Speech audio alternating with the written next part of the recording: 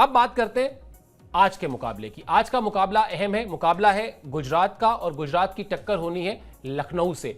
क्यों यह मुकाबला अहम है? क्योंकि जो बार बार हम बात कर रहे हैं कि गुजरात की टीम अभी नंबर 1 पर है, लेकिन अगर अब वो इस मैच को भी जीत लेती है तो नंबर 1 की जो उसकी कुर्सी है उस पर अपने आप को और मजबूत कर लेगी, क्योंकि उसके पास पॉइंट जो है वो फिर और ज्यादा होंगे।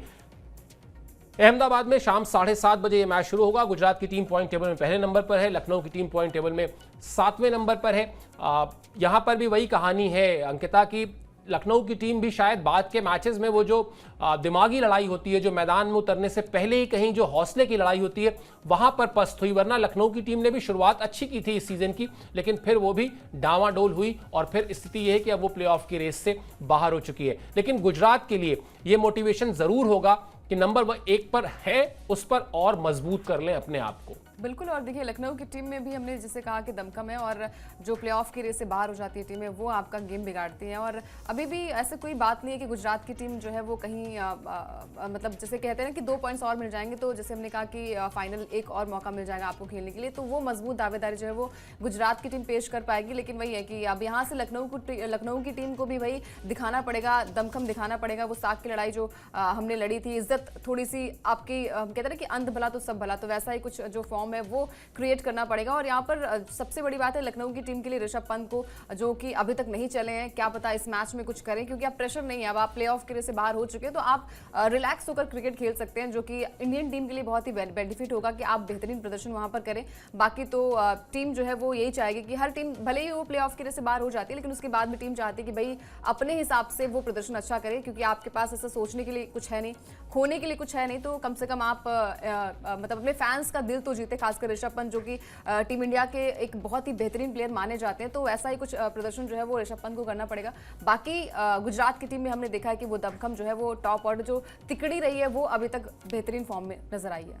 बिल्कुल। और लखनऊ के पास जो हासिल करने को है वो हासिल करने को यही है कि 2 मैचेस जो उसके बचे हैं वो दोनों ही मैचेस जो है वो जीत हासिल करे और 14 अंक तक अपने आप को लेकर जाए, ताकि वो बड़ा मुश्किल होता है जब आप सीज़न ख़त्म होता है और उसके बाद जब फ्रेंचाइजी के लोगों के साथ बैठते हैं और ये तलाशने की कोशिश करते हैं कि कहाँ पर गलतियाँ हुई, तो फिर अगर आपकी परफॉर्मेंस बहुत ख़राब हो तो फिर बात करते बनता नहीं है। तो अगर आप 14 अंक तक जाएंगे तो निश्चित तौर पर आपकी जो पॉइंट टेबल में स्टैंडिंग होगी वो 6 नंबर के आसपास आप रहेंगे। आप कह सकते हैं कि हाँ, हमने बहुत ख़राब नहीं खेला, हमारे 1-2 मैच, और ये IPL की हिस्ट्री भी कहती है कि आप किसी भी टीम को उठाकर देख लें, वो 1-2 मैच ऐसे होते हैं जिसमें वो अनलकी रहती है, वरना अगर देखें तो वो भी प्लेऑफ में जाने के लायक टीम थी, लेकिन वो फिर 2 मैच खराब हो गए या 1 मैच खराब हो गया और उसके बाद आप बाहर हो गए, क्योंकि 14 अंक आपके पास हो जाएंगे। ये एक मोटिवेशन जरूर होगा लखनऊ की टीम के पास। कैसा रहा है इस सीजन में दोनों टीमों का सफर, ये भी आपको फटाफट बताते हैं। दोनों ही टीमों ने, यानी गुजरात और लखनऊ ने 12-12 मैच अभी तक खेले हैं। गुजरात के खाते में 9 जीत और 3 हार, लखनऊ के खाते में 5 जीत और 7 हार। पिछले 4 मैच में लखनऊ की लगातार हार हुई है और पिछले 3 मैच लगातार गुजरात की टीम जीती है। यहां सारा खेल जो है अंकिता वो कंसिस्टेंसी का है। गुजरात की टीम ने सबसे पहले जगह बनाई, टॉप पर है।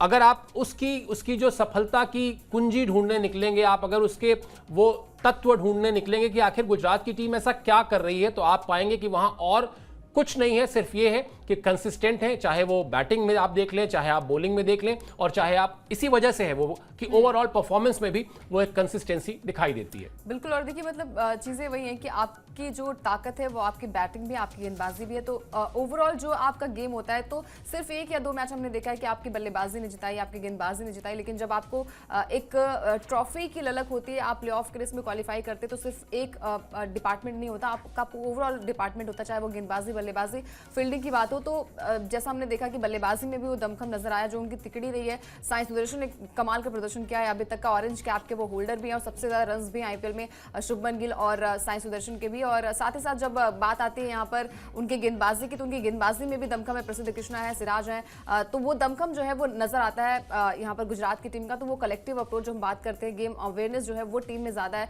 तो यही चीजें जो है वो दर्शाती हैं कि आप में वो कैलिबर है कि हर एक मैच में वो कॉन्ट्रीब्यूशन होना चाहिए जो आपका, हम बार बार बात करते हैं, जो टॉप ऑर्डर बैट्समैन होते हैं, जो ओपनर्स होते हैं, उनमें अगर आप थोड़े से रन आप बना लेंगे, पावर प्ले का इस्तेमाल सही से कर लेंगे और 10 ओवर आप अच्छी बल्लेबाजी कर लेंगे, तो बाकी जो निचले क्रम की बल्लेबाजी होती है वो अपने आप अगर थोड़े थोड़े रन बनाएंगे तो वो उस मार्जिन तक पहुंच सकते हैं। वो अप्रोच जो है वो गुजरात की टीम ने बखूबी दिखाया है।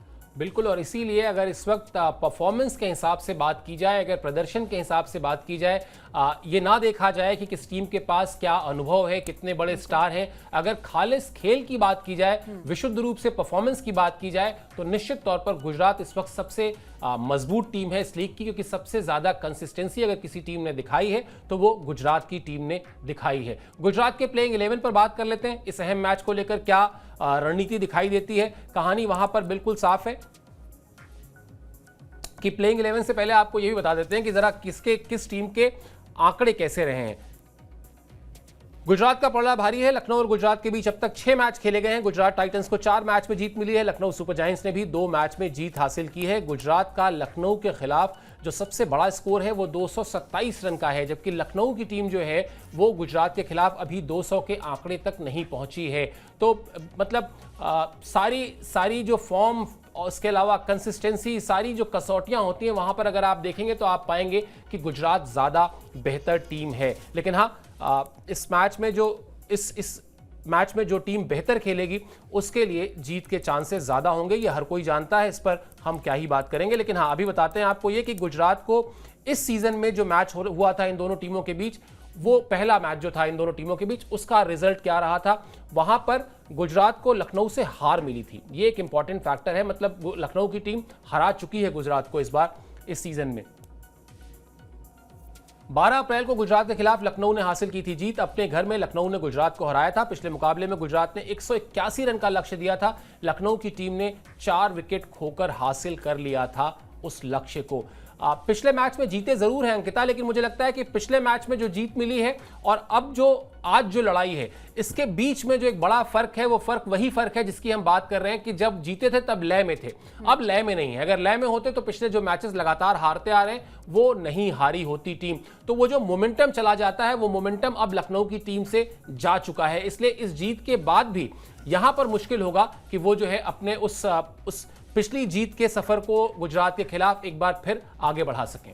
हार जीत का मतलब ये अंतर हमने देखा है कि भले यहाँ पर आप मैच को जीतते हैं, लेकिन वो लय आपकी पहले थी, लेकिन ये लय जो है वो टूट चुकी है। और गुजरात की टीम में हमने देखा है कि स्टार्टिंग में वो जैसा प्रदर्शन स्टार्टिंग में था वैसा ही प्रदर्शन जो है वो अभी हाल फिलहाल में भी है। तो वो लगातार जो प्रदर्शन 3 जो बैक टू बैक उन्हें जीत मिली है, वो कहीं ना कहीं कॉन्फिडेंस बिल्ड करती है। और हर एक प्लेयर जो है उन्हें पता है कि उनका गेम कैसा है, कैसा वो गेम को आगे लेकर जाते हैं। जैसे साई सुदर्शन का उनका गेम एक अलग गेम है, मतलब वो अगर मैदान में पहुंचते हैं तो वो मतलब 30 या 40 से ज्यादा ही रन बनाते हैं, जो कि अपनी टीम के लिए बेनिफिट करता है, अपनी टीम को आगे तक लेकर जाता है। और अगर हमने देखा है जैसे दिल्ली की टीम की हम बात कर रहे थे कि कहां पर उनसे चूक हुई, सबसे बड़ी चूक यही होती है कि आपके जो बल्लेबाजी में जो दमखम है, जो आप स्टार्ट देते हैं, अगर वहीं से 4 या 5 विकेट्स गिर जाते हैं, मतलब जो आपके ओपनर्स नहीं चल पाते, आपका मिडिल ऑर्डर नहीं चल पाता, तो वहीं से टीम कोलैप्स होती है। लेकिन गुजरात की टीम में वो तिकड़ी जो है उसमें कोई ना कोई आपको पता है कि ऐसा धमाका करेगा, ऐसी शतकीय पारी खेलेगा या फिर 50 से ज्यादा स्कोर करेगा कि बाकी जो टीम के मेंबर्स हैं, बाकी जो टीम मेट्स है, बाकी जो मिडिल ऑर्डर है वो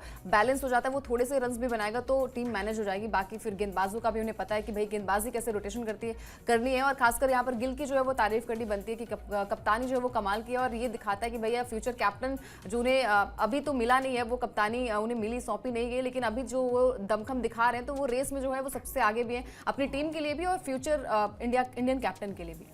बिल्कुल, और इसीलिए उन पर भरोसा भी किया गया है अंकिता, क्योंकि अभी उनकी उम्र सिर्फ 25 साल के आसपास है। एक लंबा समय है उनके पास अपनी लीडरशिप स्किल को और ज़्यादा परिपक्व करने के लिए और ज़्यादा मैच्योर करने के लिए। और ये जो इन्वेस्टमेंट है, ये इसीलिए एक तरीके से इन्वेस्टमेंट की ज़रूर आईपीएल की फ्रेंचाइजी ने थी, लेकिन इसका जो रिटर्न है, इसका जो फ़ायदा है वो बीसीसीआई को मिल रहा है, क्योंकि अब पोटेंशियल कप्तानी उनको आप मानकर चलें कि बहुत जल्दी इसका ऐलान भी हो जाएगा। दोनों टीमों के प्लेइंग 11 की तरफ चलते हैं। पहले गुजरात की बात करते हैं, जहां बदलाव के आसार नहीं है, क्योंकि एक बार जब आपको कॉम्बिनेशन ऐसा बन गया है, ऐसा कॉम्बिनेशन मिल गया है जो विनिंग कॉम्बिनेशन है, तो फिर आप उससे ज़्यादा छेड़छाड़ नहीं करते हैं।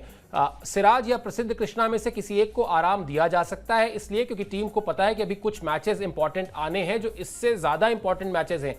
ये मैच तो चलिए आपको सिर्फ नंबर 1 की पोजीशन पर और स्ट्रांग करेगा, लेकिन इसके आने वाले जो मुकाबले हैं वो और ज़्यादा बड़े मुकाबले होंगे। रदरफोर्ड ने इस सीज़न में मध्य क्रम को बहुत अच्छी तरह संभाला है और इसके अलावा कगिसो रबाडा और राशिद खान जो है वो गेंदबाजी की जान है। यानी एक टीम में जिस तरह की बल्लेबाजी चाहिए होती है, जिस तरह का मिडिल ऑर्डर चाहिए होता है, जिस तरह के फास्ट बॉलिंग स्पिन बॉलिंग का डिपार्टमेंट संभालने वाले खिलाड़ी चाहिए होते हैं, वो सारा जो है वो इस टीम में नजर आ रहा है और इसीलिए जो परफॉर्मेंस है वो भी आप देखेंगे कि ये टीम लगातार नंबर 1 पर बनी हुई है। लखनऊ की टीम की बात कर लेते हैं। लखनऊ की टीम के प्लेइंग 11 की तरफ जाएंगे तो वहां जो सबसे बड़ा चर्चा है वो दिग्वेश राठी की ही है, क्योंकि इस सीजन में वो चाहे अपने एक विकेट लेने के बाद जश्न मनाने के खास अंदाज की वजह से ही वो चर्चा में रहे, परफॉर्मेंस भी उनकी ठीक ठाक रही। अब इस पे दो अलग अलग पक्ष हैं। किसी का कहना है कि नहीं, इतना एग्रेशन ठीक नहीं है और इससे करियर भी खतरे में पड़ सकता है, और बहुत से लोग हैं जो कहते हैं ठीक है भाई, अगर वो एक यंग खिलाड़ी है, इंटरनेशनल लेवल पर प्लेयर्स को अगर वो आउट कर रहा है, बड़े प्लेयर्स का विकेट ले रहा है और अगर उसके बाद जश्न मना रहा है तो इसमें कोई हर्ज नहीं है। चलिए इस पर हम कभी बाद में बात करेंगे, लेकिन लखनऊ की टीम की बात कर लें तो राठी को एक मैच के लिए सस्पेंड किया गया है पिछले मैच में, जब वो अभिषेक शर्मा से भिड़ गए थे। मिचेल मार्श और मार्करम के जिम्मे जो है वो टॉप ऑर्डर रहेगा, उसको संभालना रहेगा।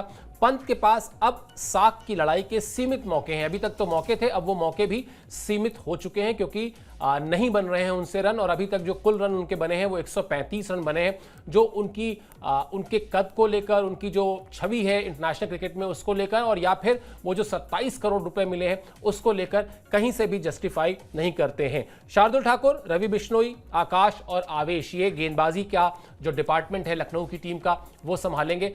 एक अच्छा मुकाबला अगर आप अभी मतलब मान लीजिए, ये तो ठीक है कि हम आईपीएल के लास्ट फेज के मैचेस में बैठे हैं अंकिता, लेकिन अगर ये शुरुआती मैच होता और अगर आपसे कहा जाता कि दोनों टीमों की ये परफॉर्मेंस है, ये प्लेयर्स हैं और क्या लग रहा है, तो आप भी यही कहते हैं कि कांटे की टक्कर होगी, क्योंकि टीम अगर देखा जाए तो दोनों ही टीमों के पास, चाहे वो गुजरात की हो चाहे लखनऊ की हो, प्लेयर्स बड़े हैं, फॉर्मेट की समझ रखने वाले खिलाड़ी हैं और दमदार खिलाड़ी हैं, तो मुकाबला कड़ा होता है। लेकिन यहाँ आपको गुजरात को एज देना पड़ेगा क्योंकि गुजरात की टीम बेहतर खेल रही है। बिल्कुल बेहतर खेल रही है और स्टार्टिंग से बेहतर खेल रही है। मतलब ऐसा नहीं है कि बीच में गाड़ी उनकी रुक गई थी। मतलब पटरी से 1-2 या मैच में हमने देखा है कि थोड़ी सी वीक नजर आई थी, जो कि लखनऊ के साथ ही मैच खेला गया था, लेकिन उसके बाद टीम ने अच्छा प्रदर्शन किया। और खासकर जैसे आपने बात करी कि बड़े प्लेयर्स हैं, अगर हम पेपर्स की बात करें, मतलब दोनों टीमों के कंपैरिजन की बात करें तो कंपैरिजन है ही नहीं। हर एक टीम में बेहतरीन खिलाड़ी हैं, चाहे वो लखनऊ की हम बात करें, गुजरात की बात करें, और जो टीमें प्लेऑफ के रेस से बाहर भी हो गई, चाहे वो हैदराबाद की टीम हो, चेन्नई की टीम हो, अगर हम ऑन पेपर देखें, स्क्वाड की बात करें, तो लग ही नहीं रहा था कि ये टीम जो है वो प्लेऑफ के रेस से बाहर हो जाएगी। मतलब हमें लगा था कि वो टफ कंपटीशन जो है वो हैदराबाद की टीम देगी, यहाँ पर चेन्नई की टीम देगी, लेकिन टीम बाहर हो गई है। तो वो प्रदर्शन कैसा होता है, आपका ग्राउंड में कैसा होता है? ऑन पेपर तो टीमें बहुत बैलेंस होती है, बहुत ही बढ़िया होता है, लेकिन जब आप ग्राउंड पर उतरते, जैसे कि ऋषभ पंत के साथ हुआ, मतलब नो डाउट बहुत ही बेहतरीन खिलाड़ी, बहुत ही बेहतरीन प्लेयर है, लेकिन जब बात आती है ग्राउंड पर प्रदर्शन करने की, वो प्रेशर भी होता है और शायद वो मतलब वक्त भी होता है, टाइमिंग भी ऐसी होती है कि आप आउट हो जाते हैं। क्या पता सामने वाला गेंदबाज इतना बेहतरीन हो कि आपके विकेट्स गिरा दे वो। तो अब यहाँ पर आपके पास खोने के लिए कुछ नहीं है, तो आप बस अपनी बल्लेबाजी से दमखम दिखा सकते हैं, क्योंकि सबसे ज्यादा अगर बातें हो रही है वो ऋषभ पंत की हो रही हैं। बाकी प्लेयर्स चलिए ठीक है, वो थोड़ा सा लाइमलाइट में नहीं आ पा रहे हैं। स्टार्टिंग में हमने देखा निकोलस पूरन और मिचेल मार्श ने बढ़िया बल्लेबाजी की थी, और अभी हाल फिलहाल में पिछले मैच में भी बढ़िया बल्लेबाजी जो है वो मिचेल मार्श के बल्ले से आई, लेकिन सबसे ज्यादा नजरें जो है वो ऋषभ पंत पर है, क्योंकि इंडियन टीम का हिस्सा भी है। और जब आपको पता है कि जो प्लेयर जो है इतने सालों से बढ़िया प्रदर्शन करके आ रहा है, वो प्लेयर जो है वो ऐसा मतलब 200 का आंकड़ा भी नहीं पार कर पाएगा, 150 तक नहीं पहुंच पा रहा है, तो वो तब जबकि बाकी खिलाड़ी 600 क्रॉस कर चुके हैं। मतलब जो बड़े अच्छे बैट्समैन हैं वो 600 क्रॉस कर चुके हैं। एग्जैक्टली, जो बड़े प्लेयर्स हैं, जो अच्छे प्लेयर्स हैं, मतलब जिनके नाम इतने हमने सुने नहीं है, उन्होंने वो अच्छा कर रहे हैं, और जो नाम हमने सालों से सुनते आ रहे हैं, उनके बैट से अगर नहीं निकल रहे रन, तो कहीं ना कहीं दुख भी होता है फैंस को भी और फ्रेंचाइजी को भी कि भाई इतनी बड़ी रकम के साथ अगर टीम में शामिल हुए हैं तो कम से कम 300-400 तो रन आपके बनने लाजमी है। बिल्कुल, आपको इतने रन तो बनाने चाहिए ही थे कि मतलब कुछ सम्मानजनक लगे। ये तो बहुत ही खराब टोटल है जो मतलब 150 तक भी अगर ऋषभ पंत नहीं पहुंच पाए हैं अभी तक, और यहाँ पर जो लड़ाई चल रही है वो 600 पार पहुंच चुकी है। चलिए पिच की बात कर लेते हैं, शो रैप अप करें उससे पहले किस तरह की पिच रहेगी, क्योंकि पिच को लेकर क्यूरियोसिटी सबसे ज्यादा रहती है। तेज गेंदबाजों को थोड़ी मदद मिल सकती है आज के पिच से। पहले बल्लेबाजी करने वाली टीम को फायदा होगा यहां पर, क्योंकि इस सीजन में जो 5 मैचेस खेले गए हैं उसमें 4 मैच में पहले बल्लेबाजी करने वाली टीम को जीत मिली है। और जो तेज गेंदबाजों के लिए हम विकेट मिलने की बात कर रहे हैं, वहां पर आपको बता दें कि हर 20 गेंद के बाद एक तेज गेंदबाज को विकेट मिला है अब तक खेले गए मैचेस में, जबकि स्पिन गेंदबाजों में 23 गेंद के बाद विकेट मिला है। तो फास्ट बॉलर्स जो है वो स्पिनर्स के मुकाबले ज़्यादा बेहतर कर सकते हैं आज के विकेट पर। और अच्छा भी लगता है कभी कभी फॉर अ चेंज, मतलब जिस लीग में जिस फॉर्मेट में लगातार गेंदबाजों को चौके छक्के पड़ रहे हो, वहाँ पर अगर फास्ट बॉलर्स थोड़ा सा अच्छा स्विंग और थोड़ा सा अच्छी स्विंग देखने को मिल जाए उनसे, तो इससे बेहतर कुछ नहीं हो सकता। क्रिकेट फैंस को कम से कम गेंदबाज भी अपना कौशल, अपना हुनर जो है वो दिखा सकते हैं। चलिए, मैच के पहले जब प्रीव्यू शो लेकर आएंगे तो एक बार फिर आपसे विस्तार से बात करेंगे प्लेइंग 11 को लेकर, दोनों टीम की रणनीतियों को लेकर, कौन कौन से 3 खिलाड़ी हैं दोनों ही टीमों में जिन पर नजर रखनी चाहिए और जिन पर विरोधी टीम ज्यादा नजर रखेंगी। ये सब कुछ डिस्कस करेंगे प्रीव्यू शो में। अभी के लिए इतना ही। मुझे और अंकिता को दीजिए इजाजत, लेकिन चलते चलते गुजारिश एक बार यही है कि स्पोर्ट्स टाइम को सब्सक्राइब जरूर कर लीजिए।